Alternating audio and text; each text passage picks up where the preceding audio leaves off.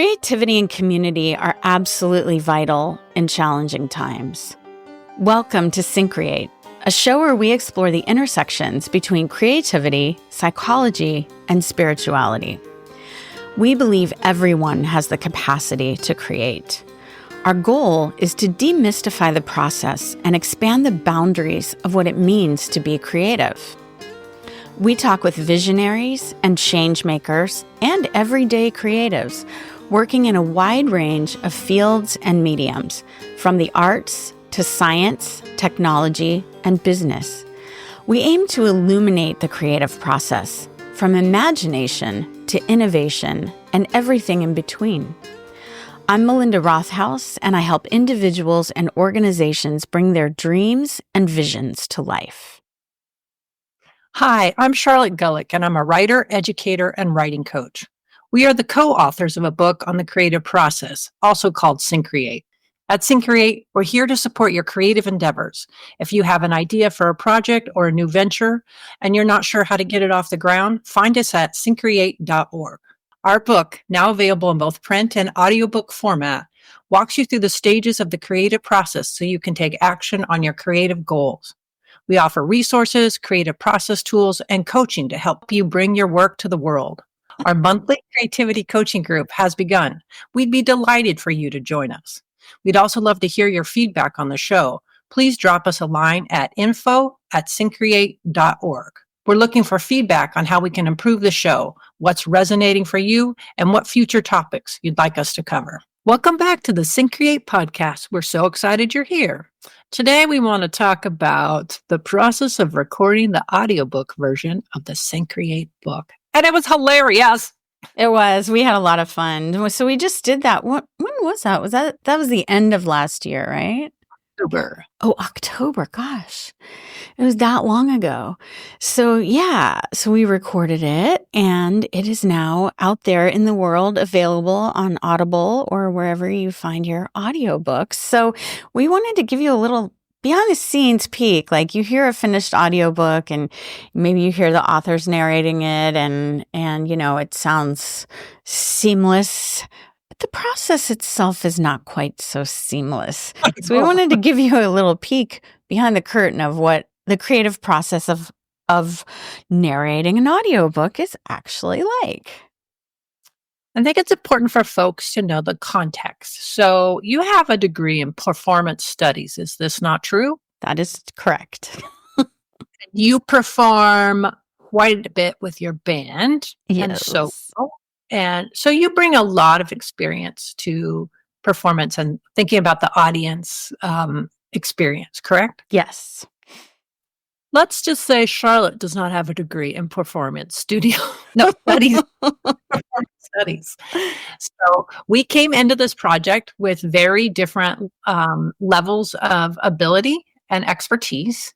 And for me, there was a lot of highs and lows. So the audacity, or I got on a plane and I was telling myself, I'm flying to Austin for the weekend to record an audiobook. I liked that narrative. This is who I am in this life. And then I got there and I stumbled so much. It was ridiculous. And but also very funny. It was hilarious. Yeah. And then Grant, our amazing producer, one of the things he said before we started is we're getting set up, getting some water, making sure our teeth don't stick to our lips. Mm-hmm. I have I have an in and out again accent. And I said to Grant, sometimes my accent will just get in the way. And I was walking up that hill and Grant goes, now, do you think that's part of your charm, or should I stop you and we re-record it? And I thought for a moment, I was like, that's part of my charm. So, so if you listen to the audiobook, which one of my niece's partner is listening to it now. And he's like, oh, it just made me it was so great to hear your voices. It's like, there's a lot of warmth in the audiobook. And I think that comes from our relationship, knowing each other and having fun, even though we were at very different levels. Yeah. And the other thing I want to say is that you were so gracious and supportive and patient. That is not my experience with some things when I was learning things as a child. It was like expected that you would have immediate mastery of it or be an immediate expert. And so I'm a little nervous when I'm trying something new that I need to get it right away, or else I will be judged or maybe even punished. So kind. So thank you for that. Oh gosh, absolutely. And I mean, I've never recorded an audiobook before either, so we come into the studio, not this room, but the room next door, and they've got the audiobook text like up on a screen. And then we decided, okay, we'll take turns. We'll, each read like one of us will read a chapter, then the other will read the next, and we'll kind of go. We divided it up so we knew like, who was doing what, and also that we could each take a break, in between, because that's a lot. I mean, it was like a full 8-hour day or something, this recording process. And of course, your eyes get tired, your voice gets tired, your energy levels drop, especially after lunch. So we had to be creative in how we were doing this. Like, how do we keep the energy up? And like, no one's going to see this, but like, let's be really animated with our gestures and like really get into it, In fact, the episode that just came out this week with Marcus McWhorter from ACC, from the drama department, he was talking about his narrative podcast and how when he records it, like how the actors like get really into it with all the body language and everything. And that helps, even though no one's ever going to see it. Well, I think the other thing is another component where you were extremely helpful with the gesturing is that I'm losing my hearing a little bit, and we talked about it at lunch. And you said, "Yeah, I can tell that I'm quieter," and it's like a whole crazy making thing. Like I think I'm projecting, but I'm not. And after lunch, I was starting to get a little bit lost in my head. Like, oh goodness, who I am in the world isn't who I think I am, because the energy level. And you looked at me, and I was kind of not tanking, but I was, and you were like big, and that was really helpful. And it reminded me of how creativity and risk taking, it's so important to have other people help us hold it. Yes. So, it was fun. There were a couple people's names I definitely tripped on. I definitely tripped on that name. Their names, but but yeah, like you're saying, it was like we have to encourage each other, and that's why I love our collaboration so much, is because, and people, like I just had lunch with somebody who listened to the audiobook yesterday, and she was like, I love it. You guys have different vibes and different styles, but very complementary, and I love our collaboration because, when you're working solo on something, like it's just you, and however you're showing up or however you're feeling that day, that's all it is. But when you collaborate with someone, you can feed off each other's energy, or if one person's feeling more low energy, the other person can lift them up, and vice versa, and just be like, you got this, we got this. We got this. We got this. And I think that the other thing that's super cool about the audiobook is, I don't know how long we've been friends, but it's been a long time. Maybe 15 years. Yeah. I think we started to meet, to talk about the study abroad thing. I don't know if we ever thought we'd be, I'm sorry. I don't know if we, I don't know if we ever envisioned ourselves recording an audiobook. Right.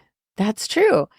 And that's the thing, in our personal adventure of creativity, we're always exploring new things. And, we wrote the book, we published the book, and then several years later, it was like, we should make an audiobook. People have asked us about this, like, how does one go about that? And here I have this podcast studio, and it was like, oh, they can do it. They can help us. They can, edit it all together. Great. Let's do it. I think, and it's another example of the risks that we need to take to grow. Yeah. Yeah. So our creativity pro tip around this is collaboration and being present is mirroring. And so we Tell us what we're doing with this, Melinda. Please. Yeah, so we're going to demonstrate this for you. It's kind of like an improv exercise where you're just standing, like facing someone, or like we're here virtually together on screen, but where one person, makes some kind of movement or gesture and the other person just mirrors them, like as though you were a mirror.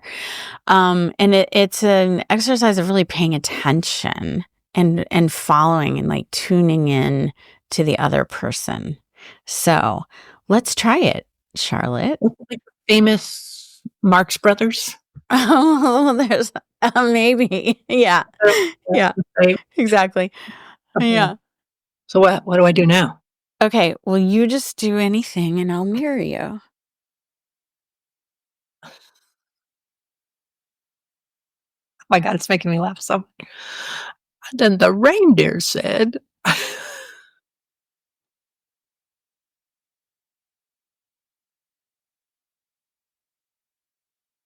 people are going to think we're crazy. People are going to think we're crazy. And so on and so on. You could go on with this, but it's a really great exercise, especially if you have somebody that you collaborate with. Really tuning into that person's energy and movement. And there's this thing of like resonance. It's like you get into a resonance with someone. And I don't know about you, but I just all of a sudden felt really energized by that. It was fun. It was silly. I couldn't be self-conscious. I just had to pay attention to what you were doing. Absolutely got me out of my own head. All right. So try this mirroring exercise with a friend or a colleague and see what happens. Find us and connect with us on YouTube and social media under Syncreate. And we're now on Patreon as well. If you enjoyed the show, please subscribe and leave us a review. We're recording today from Record ATX Studios in Austin, with Charlotte joining us from the Hudson Valley. The podcast is produced in collaboration with Mike Osborne at 14th Street Studios. Thanks so much for being with us, and see you next time.